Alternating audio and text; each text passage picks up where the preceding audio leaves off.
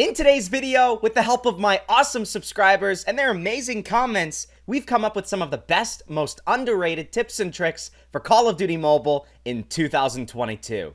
Make sure to leave a like, subscribe down below for more COD Mobile content just like this, and with that being said, let's get into this. Fires says, when playing hardpoint or domination and your team is holding the objective already, can't position. You're not camping. You're not camping. You are positioning yourself, okay? Yourself in a building near the enemy spawn where you can shoot them from behind while they try to capture the objective. Just make sure to change positions often or they'll know where you are. Also, you can stay in hard scope. Pre-aim. It's called pre-aim. It's not called hard scoping. Okay? The door or the staircase to wait for them to come. Crispy Jello says, always check your map in Battle Royale. By seeing when airdrops are taken and which ones have been taken, you can get a decent sense of where real teams are. As well as the kill feed, this will also give you a small insight on who is doing really well and who you should try to avoid. Lastly, don't just use YouTubers' loadouts. While they might make sense sometimes you need to experiment with different guns and different setups. When trying a new gun, try for a few different play styles and play a few matches for each different one. While doing so, you become better at memorizing the recoil patterns. Nitro Gaming has a tip that I think a lot of people could benefit from if they play Battle Royale. He says go for hot drops. Every match has a few named locations on the map that are marked in orange writing instead of white. Those are known as hot drop locations. It might be a bit more overcrowded with opponents, but you'll get geared up with better loot faster.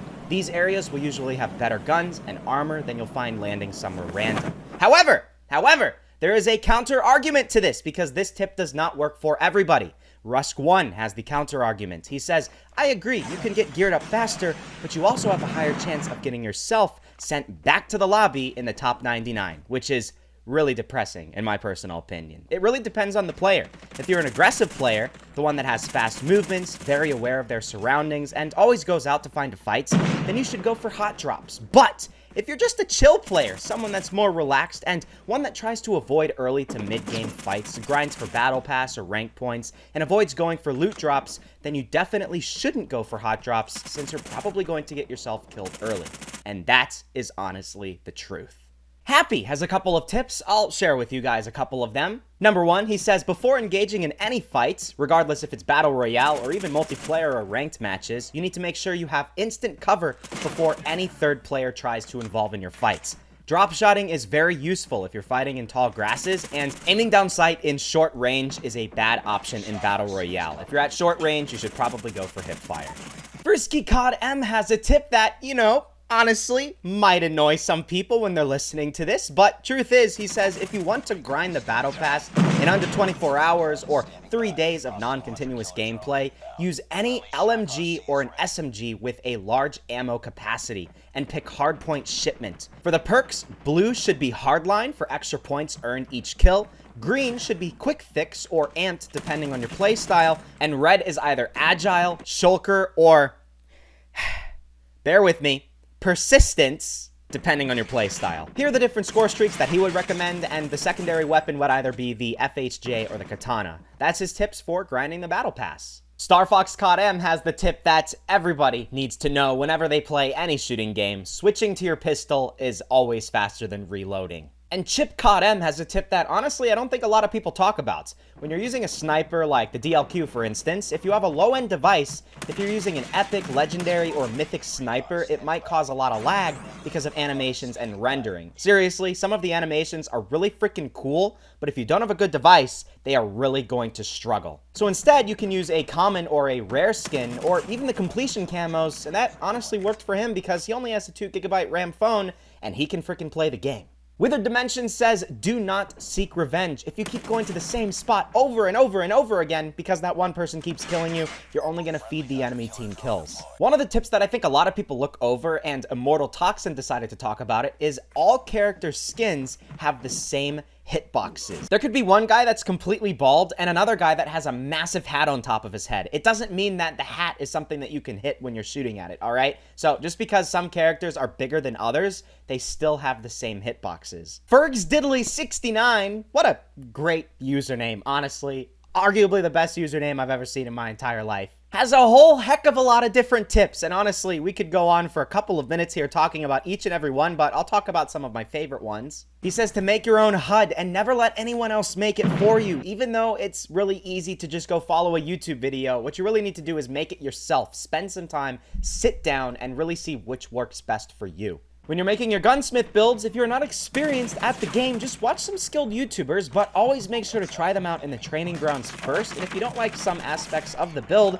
then you could add some different attachments to make it perfect for you. Another thing, never use identical builds in Battle Royale and multiplayer. For example, using ADS time attachments on snipers in Battle Royale is not nearly as important as ADS time on ranked matches, because ranked is a lot more intense, a lot more fast-paced. You're going to be encountering enemies a lot faster than you would in Battle Royale matches. And finally, hipfire attachments will get you way further in the game than using multiplayer ADS attachments. Range and hipfire ADS bullet spread are the most important things you have to pay attention to while making a Battle Royale gunsmith. Also, you need to make it silenced. If you use silenced weapons, they'll give you more range if you use the monolithic suppressor, and it also gives you suppression, which is important in Battle Royale as it makes you almost invisible to enemies because it hides your gunfire marks. A lot of players like to use that as their preference of where they're getting shot from, unlike other players who are more skilled, who generally just use headphones, and then they don't have to rely on the gunshot marks. Spyro has a couple of important tips. They say to equip score streaks depending on how you play. If you play aggressive and go for kills, you should use score streaks that use more points, like Cluster Strike and others. But if you play objectives and don't get much kills, then he would recommend you use score streaks like the Shock RC and Hunter Killer Drone. You shouldn't force yourself to use score streaks that require a lot of points to get because other people use them. You won't be a bad player, so just use score streaks that you're able to get easily. And Dan Joined has another tip for Battle Royale. Pick up 3x scopes or higher. You never know when you might need them in long-range fights, especially when you only have a rapid-fire gun. Later on, you might find a sniper, and if you have a scope already in your inventory, it's going to be a huge help for you later in the game. Malik XV has a tip that might work for some people, maybe not everybody, but for some people. When in a hardpoint match, he would suggest for aggressive players to not go to the hardpoint if their team is already capping it. Instead, go around and flank the enemy team before they can even get to the points. He says it's happened against him in hardpoint matches, and it's always worked really, really good. And Diaz Chilling has a tip that so many people just don't follow, and it's one of the easiest tips out there in this game. When you're sniping, don't just zoom in and shoot super quickly because it's like cool to quick scope, right? Get a good glance at the enemy's body in the scope before taking a shot. If not, you'll just end up missing and they'll probably end up killing you. And Handsob YouTube does talk about how the sensitivity sometimes changes each and every season, so you always need to make sure you're on top of your game with your aiming. You're free to use any build on any gun that you like, but you have to understand the recoil pattern. So go into the training ground, understand the recoil pattern each and every season, take out some different weapons, and see if the recoils have changed, because who knows? They might have changed something and not told us about it. And Adam Harith has a more strategical tip that I think a lot of people probably already follow, but if you don't, you probably should. If you know you're losing the first round of domination, learn the enemy technique and their gameplay. This will help in the second round, and likely you will win. He also has another tip. He says when you're using an OWC tactical laser, the laser will be visible when you aim down your sights, and it won't be good for you. So to counter that, you need to put the tac laser on the edge of the wall so you don't give extra info for the enemy team. And :P, I guess that's how you say their username. They just have their tongue out, right? They have a tip that's honestly just going to help you out if you might end up running the risk of getting bored in this game. You need to use a lot of different loadouts. You can improve your skills if you use all of those different loadouts because you can see which gun is best for you. It's never good to just use one single loadout or gun the entire game because you're missing out on a lot of other cool weapons, and as I said earlier, you end up getting bored with the game. And Mizuki07 has a respawns tip. They talk about how whenever the game starts, always contest the spots that you'll have an advantage on cutting the enemy's push, while also protecting the B flag or the hard point. This way, you can already contest a spot and they can't go farther up. They're going to have to work on the area that you've already contested. And Microwave has a lot of different tips, but one of the ones that I'm going to focus on right here is the second one. If you have a really hard time trying to complete a camo grind challenge, if you play on a PC or laptop, you'll get mainly bots. He suggests playing Hardpoint Shoot House. And honestly, even if you play on a mobile device, it doesn't matter if you play on PC or mobile. If you choose a specific map and you play in a public mode, then you have a much higher chance of getting bots, and it'll be a lot easier to complete those camo challenges. And don't think you're safe from the dogs in multiplayer, because Waps Plays talks about how the dogs in multiplayer can actually track you down even if you're at a high point that you use to climb up with a ladder. They can mysteriously teleport to you and kill you. And I had no idea this was a thing, honestly. I never encountered that.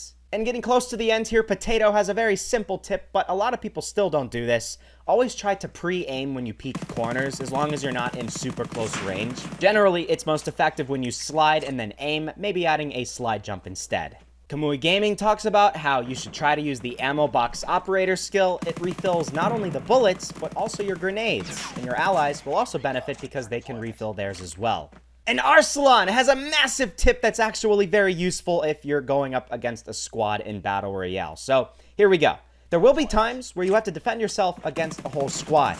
Maybe you've landed elsewhere from your team, or you're the last person alive in your team, and you see a squad coming toward you. First, if possible, find cover and position yourself as high as you can. That cover you can use as a head glitch, which means most of your body will be covered from gunfire, but you can still shoot your gun when you see your enemy in the open with no cover. The higher positioning helps with throwing grenades and seeing enemies. And next, you want to get into one-on-one gunfights, as they will be your best chance of winning.